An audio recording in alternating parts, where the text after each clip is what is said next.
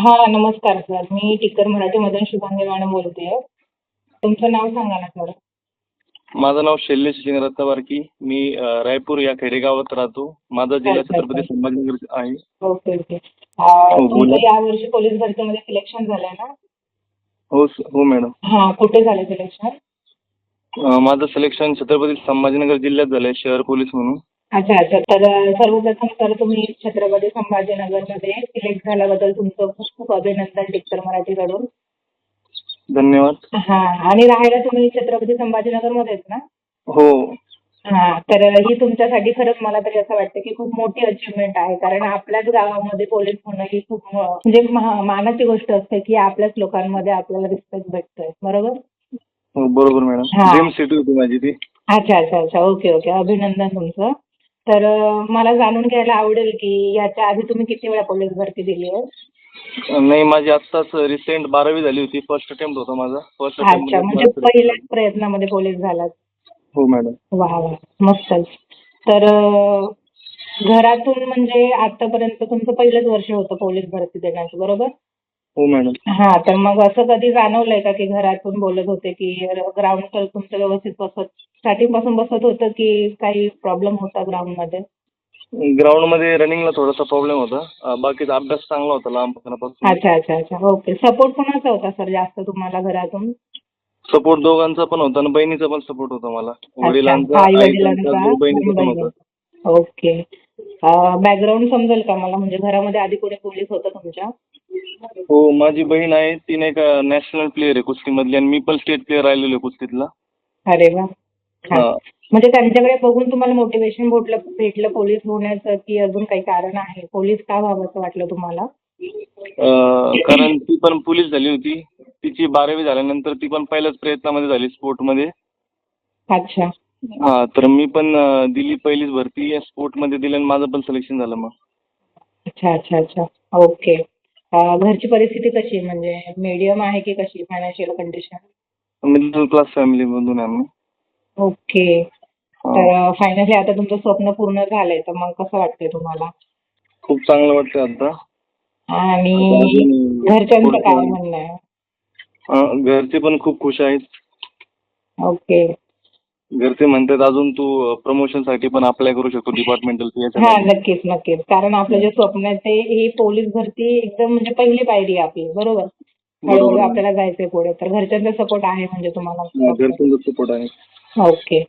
तर मला हेही जाणून घ्यायला आवडेल, की आता तुम्ही पोलीस झाला तर त्याच्यामध्ये टिक्कर मराठीला कधीपासून तुम्ही जॉइन केलंय? टिक्कर मराठीची मी विजेता बॅच घेतली होती. ओके. विजेता बॅचमध्ये होतात. विजेता बॅच मी घेतली होती. ती सर्व लेक्चर केली होती. अच्छा. कुठून कळाली तुम्हाला माहिती टिक्कर मराठीची तेव्हा? मी YouTubeवरती नाही का शॉर्ट बघत होतो, तेव्हा मला बॅच दिसली होती ती. अच्छा. हां. अच्छा. म्हणजे तुम्ही आपली बॅच पण घेतली आणि YouTubeचे लेक्चर केले होते का रिव्हिजनसाठी? हां, YouTubeचे लेक्चर केले होते थोडेफार. बरं बरं बरं. आणि ते मग रिव्हिजन तर करत असताना तुम्हाला कसा फायदा झाला? म्हणजे YouTubeवरचे आपले जे लेक्चर आहेत, बॅचमध्ये आपण कसं डिटेलमध्ये शिकवतो ना, आणि हां, त्याची रिव्हिजन YouTubeला घेतो मुलांची. मग त्याचा कसा फायदा झाला तुम्हाला? त्याचा पण फायदा झाला. ज्यावेळी मी पेपर सोडवायचो ना, त्यावेळी लगेच ते रिकॉल होऊन जायचं, लगेच आठवायचं. अच्छा अच्छा. मग कारण आपण त्याच्यामुळे YouTubeला कसं PYQ वगैरे पण घेतलेले ना. हां. हां. मग त्यामुळे तुम्हाला जरा रिव्हिजनसाठी फायदा झाला असेल, बरोबर? टाईम मॅनेजमेंट पण त्याच्यामुळे करता आलं मला. अच्छा अच्छा. बरोबर. म्हणजे आपण तरी ऑनलाईन प्लॅटफॉर्मवरच आहोत शिकवायला. तर ऑनलाईन शिक्षक आणि ऑफलाईन शिक्षक असा फरक समाजामध्ये बराच आहे. तर तुम्हाला याच्यावर काय वाटतंय, की ऑनलाईन असून सुद्धा आपल्या टिक्कर मराठीच्या शिक्षकांनी कशा पद्धतीने शिकवलं आणि बाकी शिक्षक म्हणजे दोघांमध्ये तुम्हाला काही वाटतं का फरक? नाही, ऑनलाईनमध्ये सर्वात महत्त्वाचं मला वाटतं सेल्फ डिसिप्लिन आहे.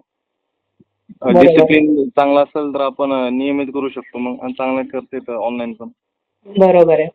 स्वतःकडे स्वतः लक्ष द्यावं लागतं हां, ऑनलाईनमध्ये. तेच. कारण समोरचा शिकवताना आपल्या समोर नसतो. आम्ही आमच्याकडून हां. 100% देतो. पण ते तुमच्यावरच नाही का मुलांवर, की कशा पद्धतीने घ्यायचं आणि कसा रिस्पेक्ट द्यायचा वगैरे. हां. शिक्षक पूर्णपणे चांगले शिकवतात. आपल्याला प्रतिसाद द्यावा लागतो चांगला स्वतःकडूनच. बरोबर आहे. तर म्हणजे शिकवण्यामध्ये तुम्हाला काय जाणवलं बाकी? म्हणजे आपले जे टिक्कर मराठीचे शुभांगी मॅडम आहेत, Umesh sir, Kunal sir, Madhura madam, Nita madam, तर म्हणजे कशा पद्धतीने शिकवतात तुम्हाला? सर्वांचे नाही का ट्रिक पण चांगल्या वाटल्या मला. गणित सरांच्या, मॅथ्स सरांच्या, उमेश सरांच्या ट्रिक एकदम जबरदस्त होत्या. ओके. आणि शुभांगी मॅमच्या पण एक ट्रिक पण चांगल्या होत्या. अच्छा अच्छा. शब्दशक्त असू द्या किंवा अलंकार असू द्या, लवकर कसं ओळखायचं. आणि जीके साठी त्या सरांचं पण चांगलं होतं. ओके. आणि सायन्स साठी मॅडमनी PYQ दिले होते ते पण चांगले होतात. त्याच्यामधून बरेच क्वेश्चन आलेत. बरं, मग तुम्ही आता ड्युटीला कधी जॉईन होणार आहे? काय डॉक्युमेंट वगैरे झालं क्लिअर? डॉक्युमेंट पण झाले, मेडिकल व्हेरिफिकेशन पण झालंय. फक्त स्पोर्टमध्ये ना आम्ही, त्याच्यामुळे आम्हाला थोडंसं व्हेरिफिकेशनसाठी वेळ लागतोय. अच्छा, म्हणजे ह्याच्यासाठी वेगळं काय असतं का स्पोर्ट्सवाल्यांसाठी? हा, ते पुण्याला परिपत्रक जात असतं, तिथून व्हेरिफिकेशन होऊन येत असतं वापस. ओके. हा, म्हणजे ओरिजिनल स्पोर्ट पर्सन आज काही चेक करतात ते. अच्छा अच्छा अच्छा. बरं. त्याच्यामुळे थोडा वेळ लागेल, अजून 1-2 महिना. चालेल. जॉईन झाल्यावर एकदा या सर इकडे भेटायला ऑफिसला, आम्हाला भेटायचंय तुम्हाला. हा चालेल. कधी हो. आलो ना तिकडे फिरायला येतो, नक्कीच येईल. हो नक्कीच. आणि मला असं विचारायचंय की आता तुम्ही पोलीस झालात म्हणजे तुम्ही त्याच्यातून गेलेत की कशा पद्धतीने स्पर्धा आहे मार्केटमध्ये, बरोबर? हा. तर आता जे पोलीस भरती करतायत विद्यार्थी, तर त्यांना तुम्ही काय सांगाल? कशा पद्धतीने अभ्यास करायचा किंवा काय चुका आपल्याकडून होतात त्या नाही करायच्या, काय सांगाल तुम्ही? मला सर्वात महत्त्वाचं वाटतं सेल्फ डिसिप्लिन. रोजचा नेहमीचा अभ्यास तुम्ही नियमितच केला पाहिजे. रोज टार्गेट सेट करून अभ्यास केला पाहिजे. बरं. म्हणजे या दिवशी हे टार्गेट कम्प्लीटच झालं पाहिजे कोणत्या हेल्थमध्ये, म्हणजे नंतर मग प्रेशर येत नाही. मग रिव्हिजनसाठी पुरेसा वेळ भेटतो मग. बरोबर आहे. आणि ग्राउंड तुम्ही 2 टाइम केले तरी चालेल. हा किंवा बरोबर. 1 टाइम पण करू शकता. ज्या विद्यार्थ्यांचं ग्राउंड कमी आहे आणि अजून एक्झामला वेळ आहे, तर 2 टाइम ग्राउंड केलं तर तेवढंच आपलं मार्क्स पण तिकडे वाढतात ना. हा, बरोबर. हा चालेल. आणि ऑनलाईन अकॅडमी केली तर ऑफलाईन अकॅडमी करायची गरज असते का सर? नाही, मला तर नाही वाटत. ऑनलाईन केलं की चांगलं होतं अजून. कारण की ऑनलाईन ऑनलाईन चांगलं आपला वेळ भेटलं वाचतो पाहिजे. थोडा. ऑनलाईन चांगलं भेटलं पाहिजे ना, म्हणजे कसं ऑफलाईन नाही करायला लागणार असं. तिकडं मराठी भेटलं की मग सगळं एकदम प्रॉपर होऊन जाते. अच्छा अच्छा. हा. ओके ओके चालेल. पुन्हा एकदा सर अभिनंदन तुमचं. आणि तुम्हाला स्वतःहून काही सांगायची इच्छा आहे का तुमच्याबद्दल? म्हणजे काही तुमच्यासाठी मोटिवेशन किंवा तुम्ही मध्ये कधी खचून गेला होतात, मग कसे वर आलात वगैरे काही सांगायचंय? मला थोडी इंजरी आली होती 1600 मीटरच्या त्यावेळेस. ग्राउंड करताना? ग्राउंड करताना थोडं 1600 मीटरच्या वेळेस इंजरी आली होती, पण त्यावेळेस मी नाही का थोडं प्रॉपर रेस्ट बिस्ट घेतला. अभ्यास बिभ्यास त्या टायमाला जास्त केला होता. मग पुन्हा सुरुवात केली मग 1600 मीटरला. अच्छा. नाही, तेच इंजुरी जेव्हा तुम्हाला आली तेव्हा तुम्हाला कुठेतरी वाटलं असेल ना की आता आपलं स्वप्न पूर्ण नाही होणार आहे किंवा आपण लवकर बरे नाही झालो आणि एक्झाम जवळ आली तर कसं होणार, हे आलंच असेल मनामध्ये, बरोबर? मनात आलं होतं, पण बहिणीचा सपोर्ट होता, तू करू शकशील. तेच तर मलाही हेच सांगायचं बाकी विद्यार्थ्यांना की इंजुरी जरी आली तरी न घाबरता फक्त जेवढी रेस्ट घ्यायची पुरेपूर रेस्ट घ्या त्यावेळी. कारण भरती जर जवळ नसली तर आपल्याला तिथं रेस्ट घेतली तर नंतर आपण जोमाने परत रनिंग करू शकतो ना. हो बरोबर. रिकव्हरीसाठी पण वेळ भेटला पाहिजे. हा, रिकव्हरी होणं गरजेचं आहे.